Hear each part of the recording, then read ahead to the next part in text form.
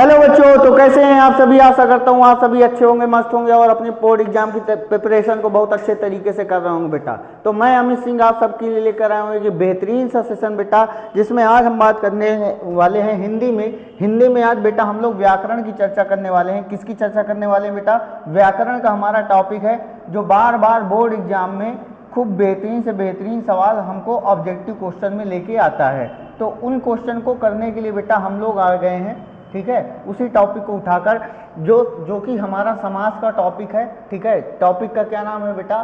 समास। हर बार board exam में इसके बिना पेपर बनता ही नहीं है और फिक्स है, यहाँ से 1 नंबर का क्वेश्चन आपका आएगा ही आएगा। देखो बेटा, ये क्वेश्चन ऑब्जेक्टिव में आएगा। किस में आएगा बेटा? MCQ क्वेश्चन आएंगे। किस में आएंगे बेटा?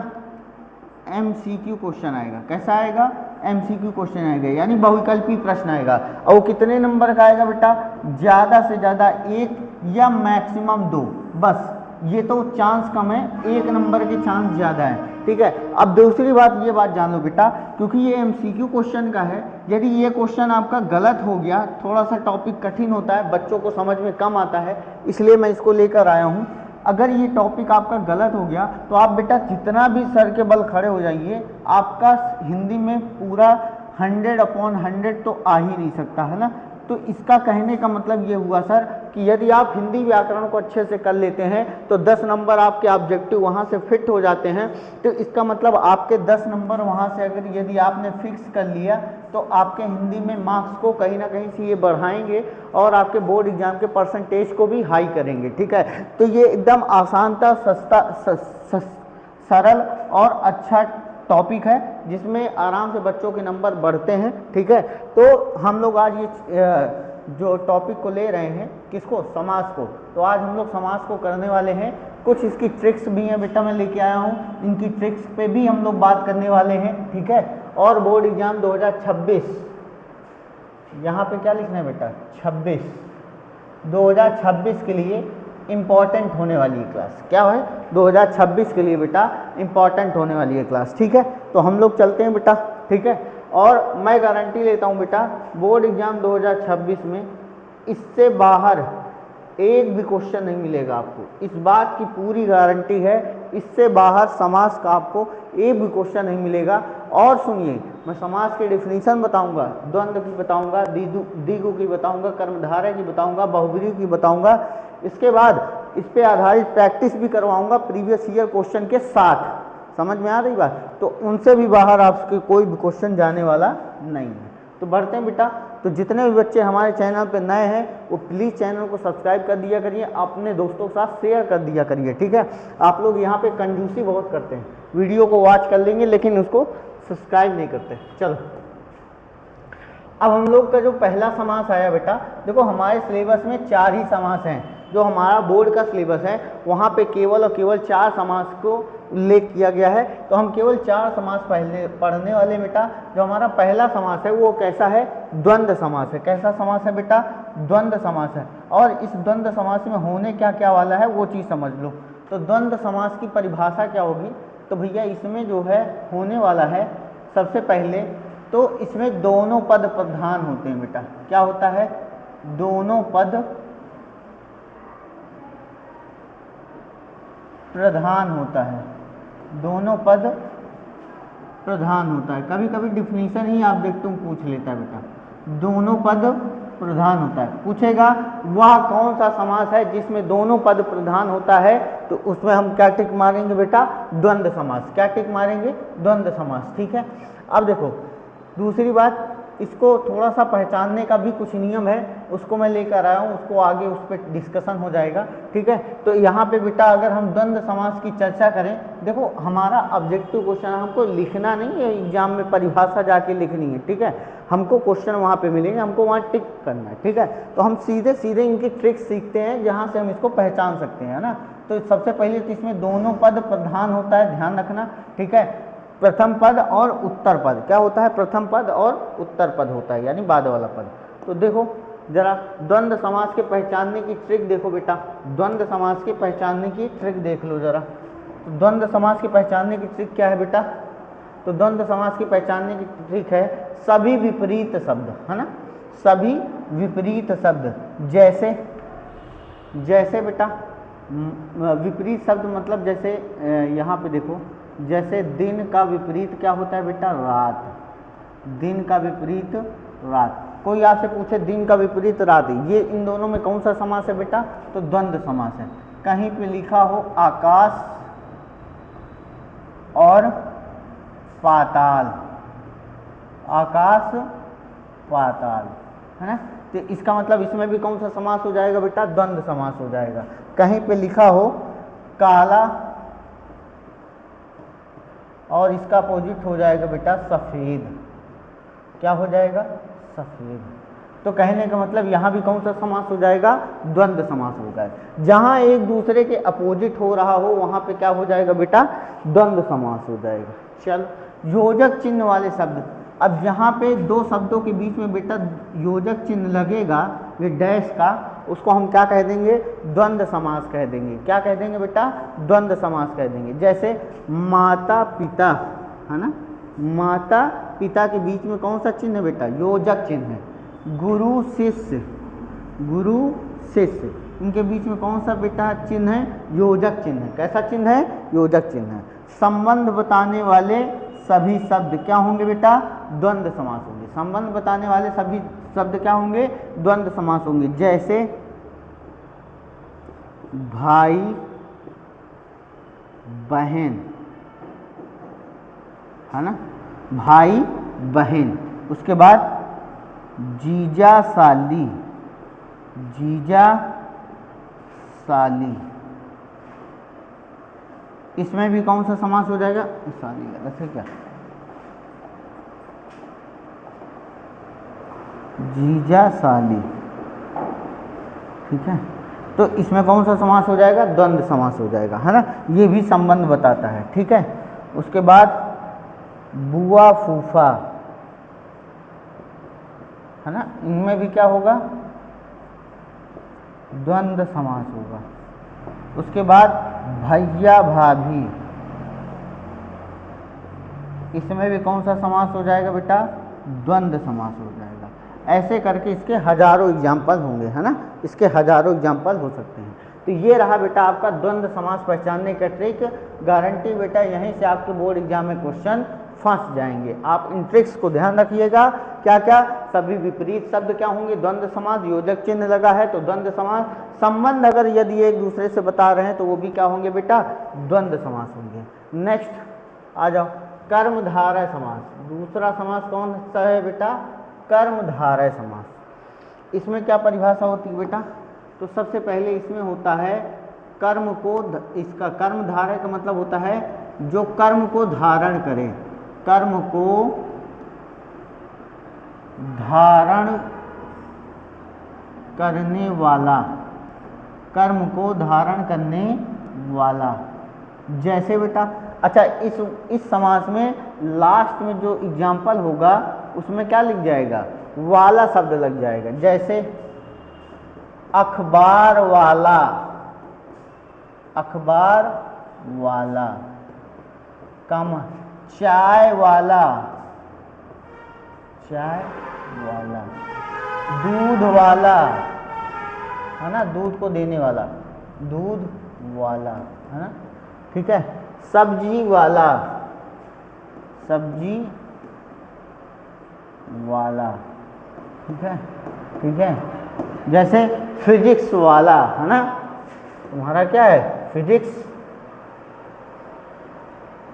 हिंदी में फिजिक्स वाला, फिजिक्स वाला। इनमें कौन सा समास होगा बेटा? कर्मधारय समास होगा। कौन सा समास होगा? कर्मधारय समास होने वाला है। इसमें बेटा कौन सा पद प्रधान होता है? तो प्रथम पद प्रधान होता है बेटा। इसमें क्या होता है? प्रथम पद प्रधान होता है, प्रथम पद प्रधान होता है। क्या होता है बेटा? प्रथम पद प्रधान होता है, प्रथम पद प्रधान होता है, ठीक है। चल अब देखो, कर्मधारय पर समास पहचानने की कुछ ट्रिक है, उसको ध्यान में रख लो भाई। कर्मधारय समास को पहचानने की ट्रिक है, थोड़ा उसको जान लो। तो कर्मधारय समास कैसे पहचानेंगे बेटा? तो कर्मधारय सबसे पहला नंबर क्या कह रहा है, विशेषण विशेष बताने वाले सभी शब्द। अब ये विशेषण विशेष किसे कहते हैं, विशेषण का मतलब जो विशेषता बताए, विशेषण का मतलब क्या बेटा, जो विशेषता बताए।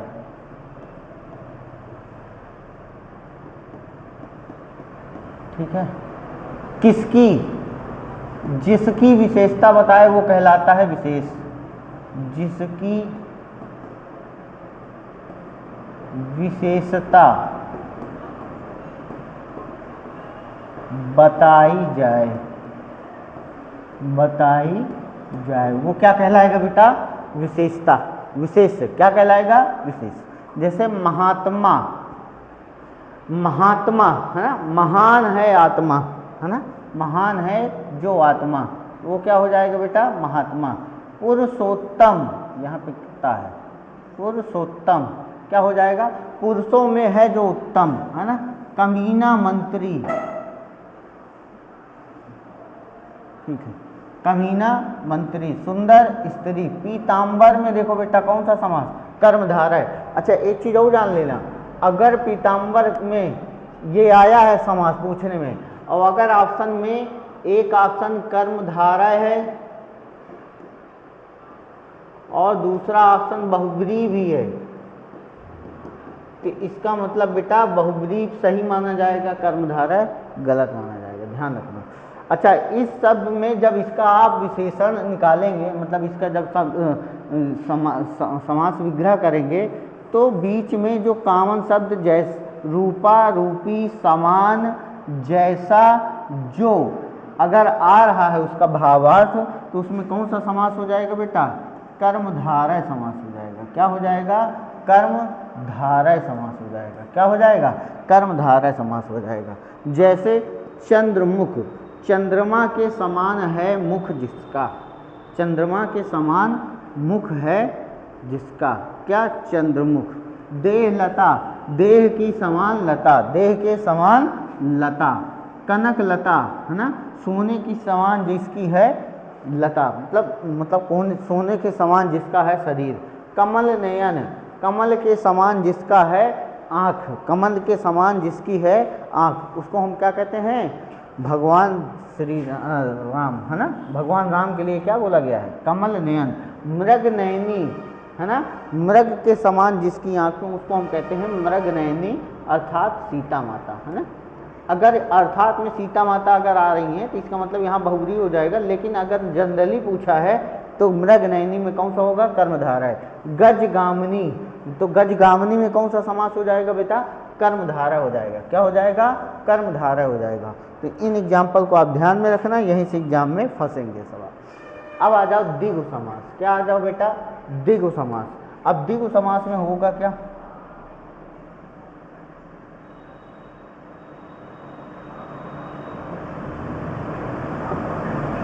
देखो द्विगु समास, तो द्विगु समास में होगा पहला शब्द संख्यावाची।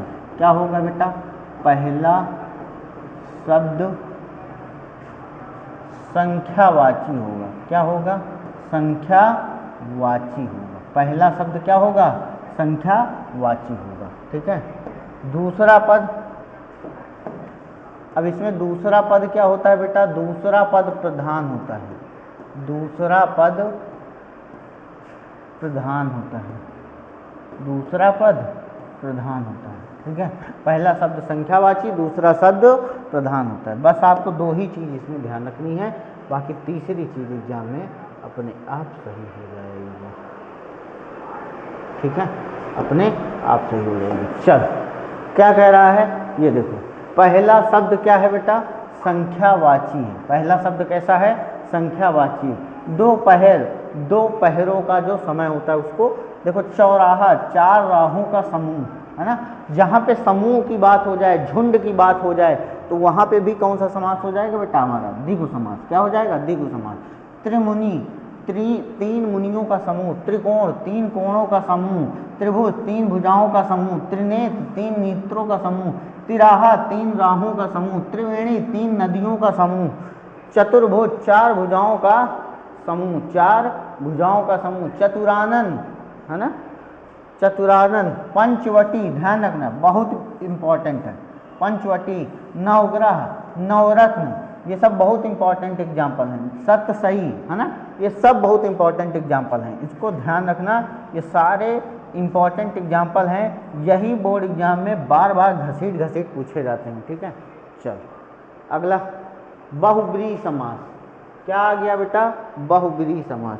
इसमें क्या होता है, इसमें बेटा अन्य पद प्रधान होता है, क्या होता है, अन्य पद प्रधान होता है, अन्य पद प्रधान होता है, अन्य पद प्रधान होता है, ठीक है। अच्छा बेटा आप लोग थोड़ा सा है ना मनोरंजन ढूंढ रहे होंगे, तो यहाँ मैं मनोरंजन कराने तो आया नहीं हूँ, ठीक है, तो मेरा काम है चुपचाप पढ़ाना और आपका काम है चुपचाप पढ़ना, तो थोड़ा सा मैं इसीलिए मेरा कोशिश रहता है कि मैं छोटा वीडियो बनाऊं और आपको कंटेंट ज़्यादा दे पाऊं, ठीक है। तो क्योंकि आप लोगों का इस बार बोर्ड एग्जाम होना है, तो आप लोग ज़्यादा उन टीचर को मत बहुत ज़्यादा प्रोग्रेस करिए जो आपको बहुत ज़्यादा मतलब टाइम पास कर रहे हूँ, ठीक है। तो आप लोग थोड़ा सा इन चीज़ों का ध्यान रखिए क्योंकि आपका समय सबसे ज़्यादा बहुमूल्य है ना।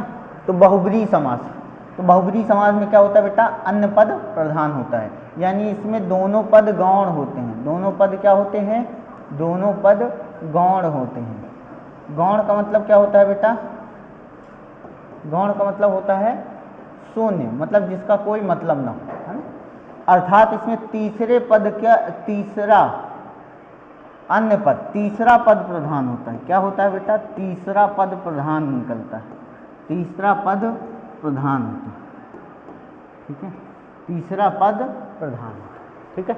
चलो और कुछ, चलो बहुब्रीहि समास, इसकी भी पहचानने की ट्रिक देख लो भाई, है ना, ढूंढने से भी नहीं मिलेगी ये ट्रिक्स, आप ये जान लीजिए, जिसमें अन्य पद प्रधान हो उसको हम कहते हैं बेटा बहुब्रीहि समास। जैसे चंद्रशेखर, है ना, चंद्रशेखर यानी जिसके सिर पर चंद्रमा विराजमान है वो कौन है, शिव। नीलकंठ, नीला है कंठ जिसका, अर्थात कौन, शिव। गजोधर कौन है, गणेश भगवान, है ना, गजोधर। लंबोदर, लंबा है उदर जिसका, अर्थात कौन, श्री गणेश। पीताम्बर, पीला है अंबर जिसका, पीताम्बर, विष्णु भगवान, है ना। फिर उसके बाद एक दंत, एक दांतों वाला, तो कौन हो जाएगा, गणेश भगवान हो जाएंगे। वीणा पाणी कौन हो जाएंगी, सरस्वती माता। जिनके हाथों में वीणा हो उसको कहते हैं वीणा पाणी, जिनके हाथों में चक्र हो उनको कहते हैं चक्र पाणी, यानी विष्णु भगवान की बात कर रहे। मृत्युंजय, मृत्यु को जीतने वाला, तो मृत्युंजय में कौन आ जाएगा, मृत्युंजय। मृत्युंजय में शिव भगवान आएंगे, कौन आएंगे, शिव आएंगे, है ना, कौन आएंगे, शिव भगवान आएंगे, ठीक है। मृत्युंजय में कौन आएगा, शिव भगवान। तो बलराम में कौन आएगा, हलधर। बलराम में कौन आएगा, हलधर, यानी हल को धारण करने वाले कौन हैं, आपके बलराम है। हल को धारण करने वाले कौन है, बलराम। अब आ गए भैया आपके क्वेश्चन, क्या आ गए, क्वेश्चन आ गए। अब आपको इन क्वेश्चन को करना है, और ये क्वेश्चन आप देख लीजिए यूपी बोर्ड 2025 में आया है, तो हम लोग 25 से लेके 2020 तक चलेंगे। कहाँ तक चलेंगे, 2020 तक चलेंगे, और हर बार एक क्वेश्चन पूछा गया है, तो मैंने कोशिश किया है कि कई सारे क्वेश्चन से जिससे आपकी प्रैक्टिस हो सके। चलो भाई, अब देखो क्वेश्चन में क्या कह रहा है, क्वेश्चन में कह रहा है, सर क्या कह रहा है क्वेश्चन में, क्वेश्चन में कह रहा है, देखो क्वेश्चन में कह रहा है पंचवटी, क्या, पंचवटी में प्रयुक्त समास अभी बताएं, जस्ट अभी बताया मैंने, है ना, कहाँ बताया सर, अभी बताया मैंने, ये लो कहाँ बताया, कहाँ, ये द्विगु समास, ये मैंने बोला भी था कि ये क्या है, इम्पॉर्टेंट है, ये क्या है, सारे के सारे इम्पॉर्टेंट हैं। पंचवटी में कौन सा समास, कौन सा समास, द्विगु समास। कौन सा समास होगा बेटा, द्विगु समास होगा। पंचवटी में कौन सा समास हो जाएगा, तो हमारा हो जाएगा बेटा द्विगु समास। कौन सा हो जाएगा, द्विगु समास हो जाएगा। कर्मधारय तो होगा ही नहीं, कर्मधारय होगा, छंद होगा ही नहीं, छंद वंद कहाँ से आ गया भैया, द्वंद्व है ये, है ना, द्वंद्व है, ये भी नहीं होगा, तत्पुरुष तो होगा ही नहीं, है ना, ठीक।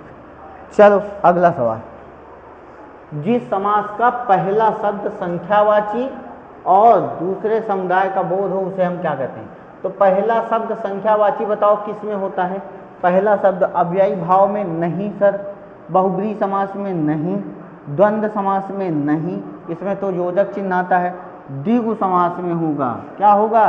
द्विगु समास में होगा, यानी डी ऑप्शन हमारा राइट ऑप्शन। लो, अरे टाइप राइटर भी हमारे देख लो कहाँ पहुँचा दिया हैं, वो तो तुमको 2000 साल आगे ले गए वो तो, तब तक पता नहीं यूपी बोर्ड ही नहीं रहेगा लग रहा है। त्रिभुवन, जरा त्रिभुवन में बताओ कौन सा समास है? तो इसमें अगर आप ध्यान से देखो 2025 का क्वेश्चन है त्रिभुवन, तो शुरुआत में त्रि मतलब 3 भवनों वाला, 3 भवनों का जो मालिक है उसे हम कहते हैं त्रिभुवन, है ना। तो तीनों लोकों के स्वामी को हम क्या कहते हैं? त्रिभुवन। तो इसमें कौन सा समास हो जाएगा बेटा? द्विगु समास हो जाएगा। कौन सा समास हो जाएगा? द्विगु। कर्मधारय होगा नहीं, कर्मधारय होगा नहीं, तत्पुरुष होगा नहीं, इनमें से कोई ऑप्शन होगा नहीं। चल अगला सवाल देखो, 2025 का सवाल, डायरेक्ट क्वेश्चन आ रहा है। माता पिता में कौन सा समास होगा बताओ? कर्मधारय नहीं होगा, द्विगु नहीं होगा, संख्यावाची नहीं है, बहुब्रीहि अन्य पद की प्रधानता नहीं है, तो कौन सा समास हो जाएगा बेटा? द्वंद्व, क्योंकि योजक चिन्ह आ रहा है, योजक चिन्ह आ रहा है और संबंधों की व्याख्या हो रही है, संबंधों की व्याख्या हो रही है। नीलकमल, अब बताओ जरा, नीला है अंबर नहीं, नहीं नीलकमल, नीला है कमल जो, है ना, नीला है कमल जो, तो जो आ गया तो बेटा ये क्या हो जाएगा? कर्मधारय। क्या हो जाएगा? कर्मधारय। बहुब्रीहि होगा नहीं, तत्पुरुष होगा नहीं, द्विगु होगा नहीं। नीलकमल में कौन सा समास होगा?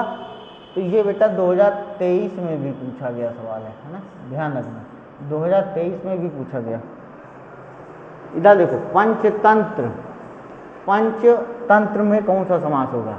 तो देखो, कर्मधारय होगा नहीं, द्वंद्व होगा नहीं, योजक चिन्ह का प्रयोग नहीं हुआ, अव्ययी भाव समास होगा नहीं, तो द्विगु समास होगा। कौन सा समास होगा बेटा? द्विगु समास होगा, क्योंकि पंचतंत्र 5 तंत्रों का समूह बोल रहा है ना।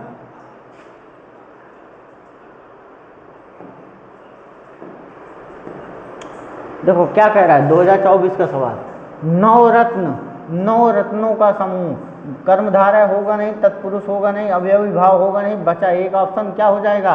द्विगु समास हो जाएगा। क्या हो जाएगा बेटा? द्विगु समास हो जाएगा। कह रहा है नीलांबर, नीला है जो अंबर, नीलांबर का मतलब बेटा क्या? नीला है जो अंबर, तो इसमें कौन सा समास होगा? द्वंद्व। अरे यार ये टाइप राइटर आज बहुत गलती की है भाई साहब, क्या है? द्वंद्व,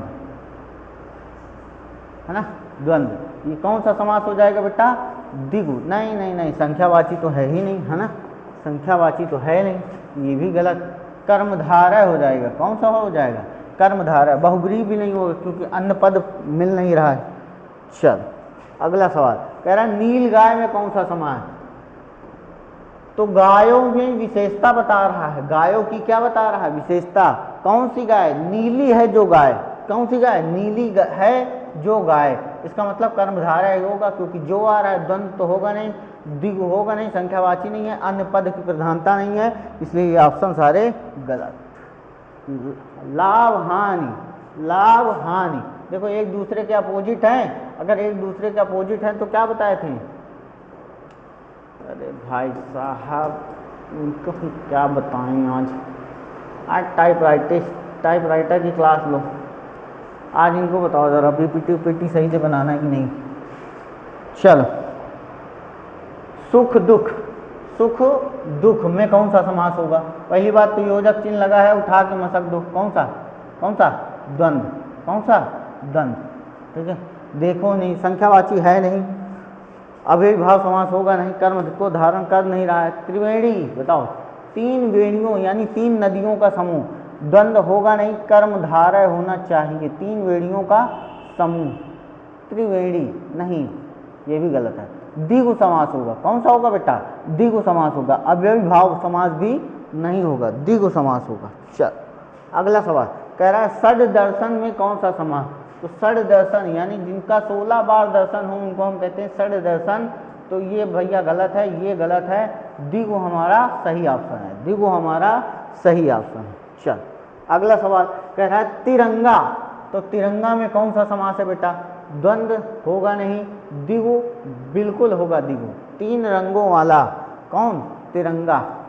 3 रंगों वाला, है ना।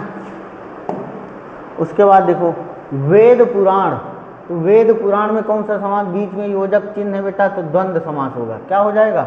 द्वंद्व समास। ठीक, ये हो गए बेटा आपके कुछ यहाँ तक क्वेश्चन, है ना। उसके बाद क्वेश्चन ज़्यादा आए नहीं तो हमने उनको रखा नहीं।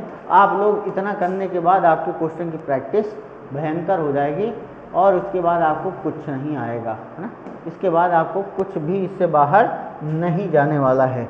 तो आप लोगों के लिए बेहतरीन कंसेप्ट लेकर आया था मैं, ठीक है। आई होप आपको मज़ा भी आया होगा देख करके, ठीक है। तो आप लोग इसी तरह अपना प्यार सपोर्ट बनाते रहिए, ठीक है। तो हम लोग बेहतरीन से बेहतरीन कंटेंट आपको उपलब्ध कराते रहेंगे और आगे मिलते रहेंगे, ठीक है। तो आप लोग इस चैनल को खूब प्यार सपोर्ट करिए, अपने दोस्तों के साथ शेयर करिए। तो मिलते हैं आपसे नेक्स्ट वीडियो में, तब तक के लिए जय हिंद।